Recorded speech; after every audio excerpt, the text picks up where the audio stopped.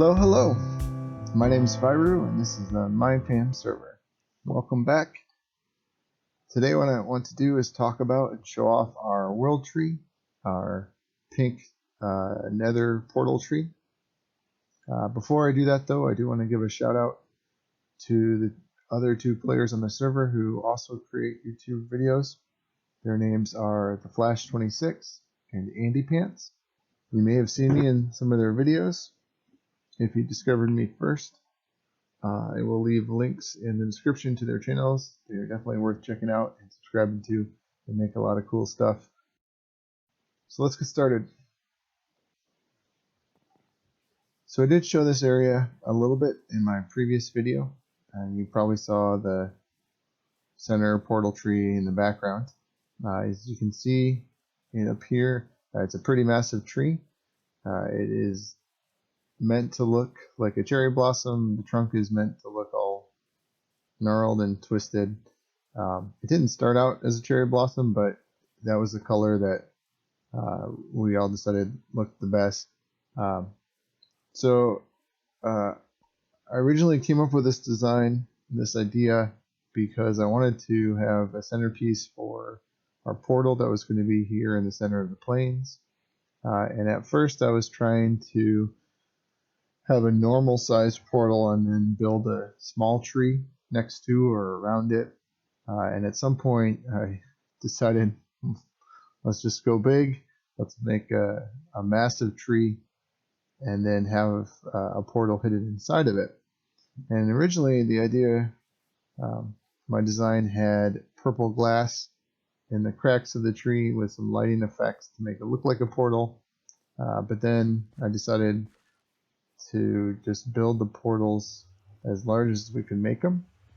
So this portal here is as tall as Minecraft will let you make it, and then the width, I messed around and tried some different radii of the tree, and this one seemed to work well to have the portals at this height, and then they fit through the top of the tree. Down here the tree's wider and it's not as big of a deal, but up there the tree is thinner, and so it needed to fit in there.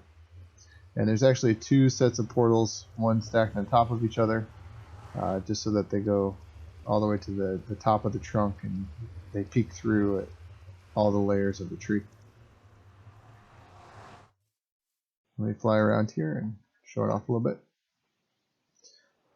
So you might see some glass panes in the sky as we fly.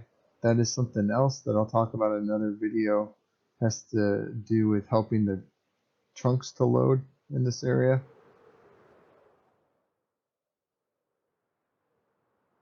So like most of my builds, I designed the tree in Creative and then used Lightmatica that copied the schematic over into the world. When I first designed the tree, I built it out of a block I knew I didn't want. I believe it was brown concrete or brown terracotta. And then I came back and filled it in with logs and wood so that I didn't have to use logs and wood on the inside. I could just have in here in this world cobble or something on the inside.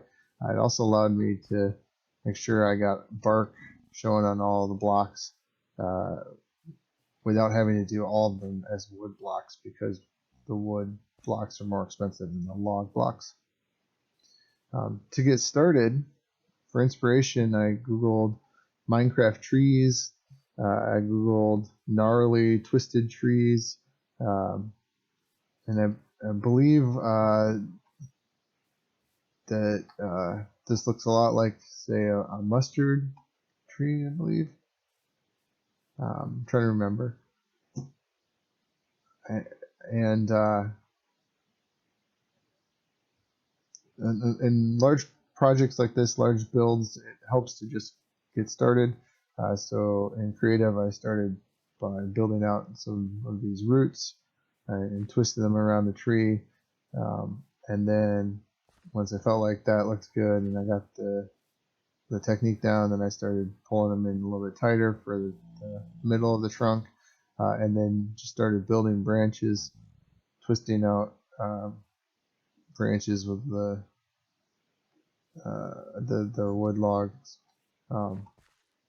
And then when that was all done, I realized that it all kind of blended together a little too much. So I came back and I added these gray wool blocks just to help show the curves of the different root / branches.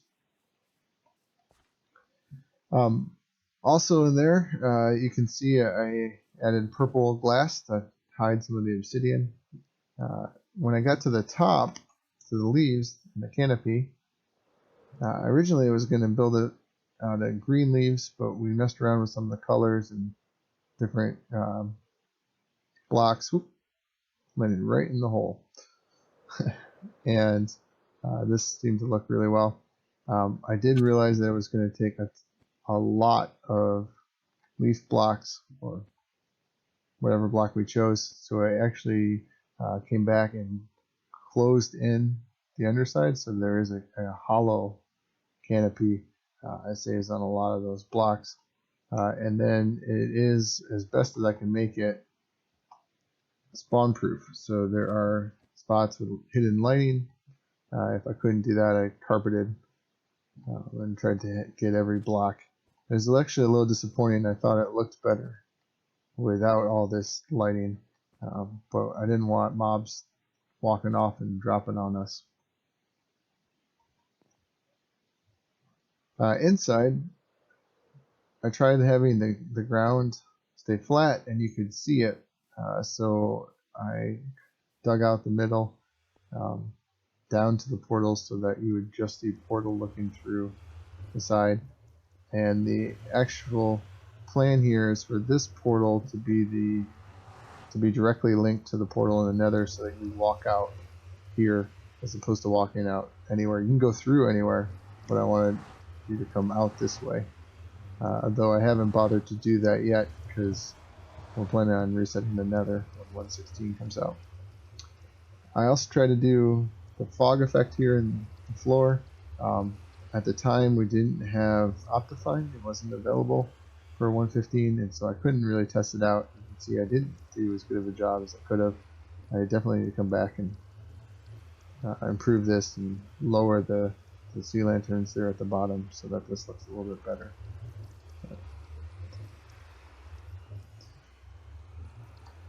I also find when you're building something that it's important to blend it into the surroundings and to add extra details outside of the build.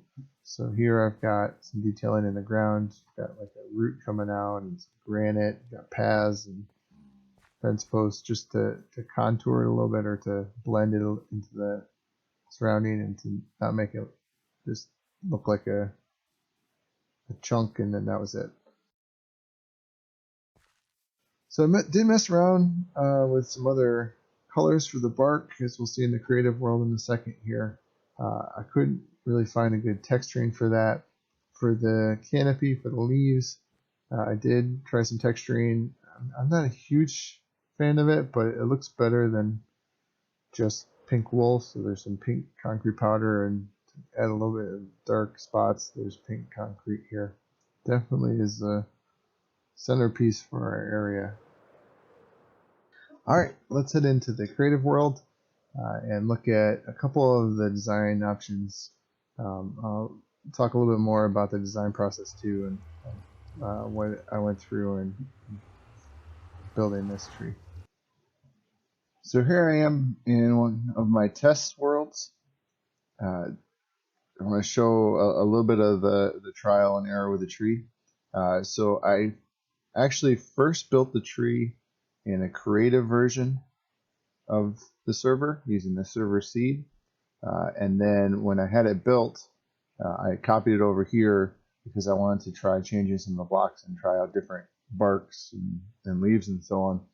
And so this is actually just a copy using Litematica of that section of the server world, well, the creative version of the server world. And you can see I first built the tree out of brown terracotta, and then used regular leaves for it.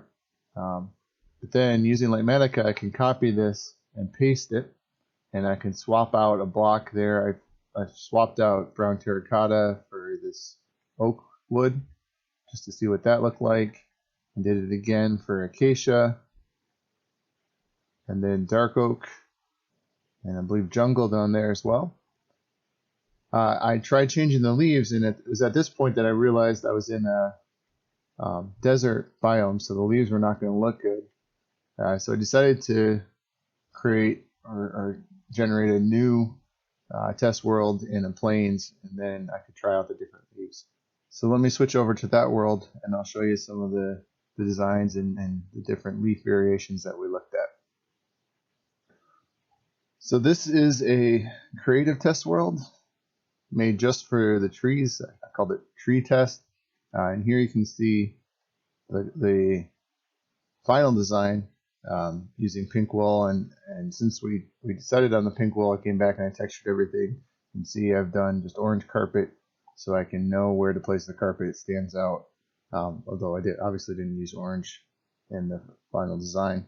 But some other variations that I looked at were things like this. This is using sponges. That was kind of a joke because who'd want to collect 30,000 sponges. Honey blocks, nether wart blocks, magma blocks, and then going with a pink theme. I tried pink glass, tried purple tree,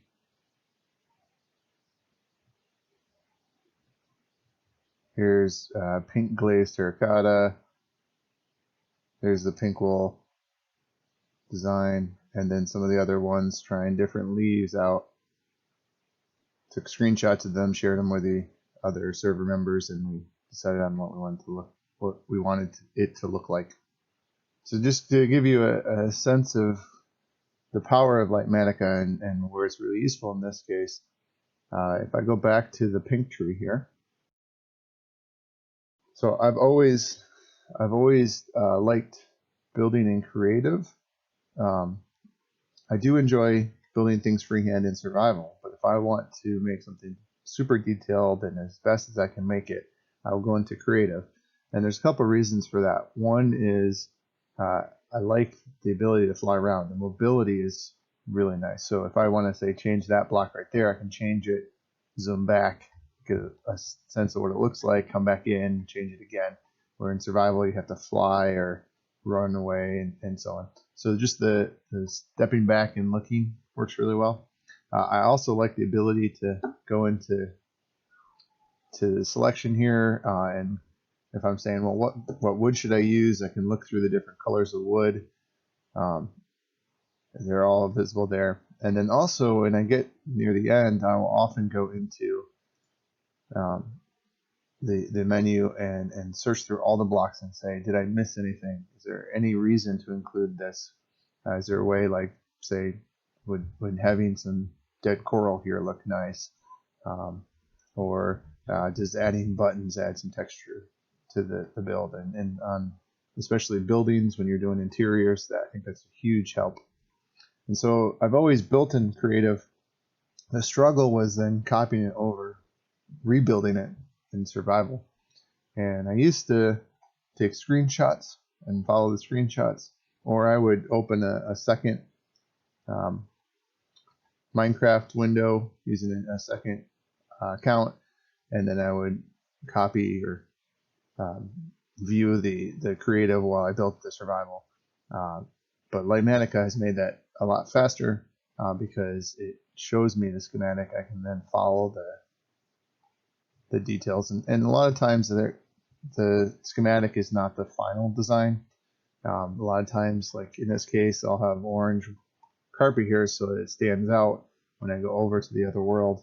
I will swap the orange carpet or whatnot for what it's supposed to be, or I'll change something. A lot of times I'm using wood in all the places, so this is probably all wood here, but I would end up using a log here just to save on resources. So I do change from schematic to final. The schematic is just a way of quickly or more quickly rebuilding it in the survival world. So here I've got the schematic loaded. It looks like it's in the world. It's not. This is just like Manica presenting it. But if I go into rebuild schematic, I can choose the block I want to try. Let's say we want to do sponges. Oops, I can hold down. I set it as K. It's not default, but if I click on that, it swaps over all the blocks. So I can quickly look at that, come back and say, okay, I actually want that to be that color, or maybe I want the tree to be oak wood. And I can look at the different palettes. And you can do that in creative. You can't do that in survival. So while it looks cool and be fun to change the tree for the different seasons, you can't really do that in the survival world unless you break all the blocks and replace it. So that's our home tree, our pink portal tree.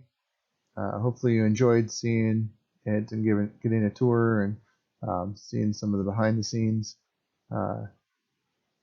In one of the coming episodes, I want to talk about Mario over there. I definitely want to get to the castle, which is up that way, and also the landscaping in the area. There's a lot of custom rivers and waterfall and trees that I did in the area.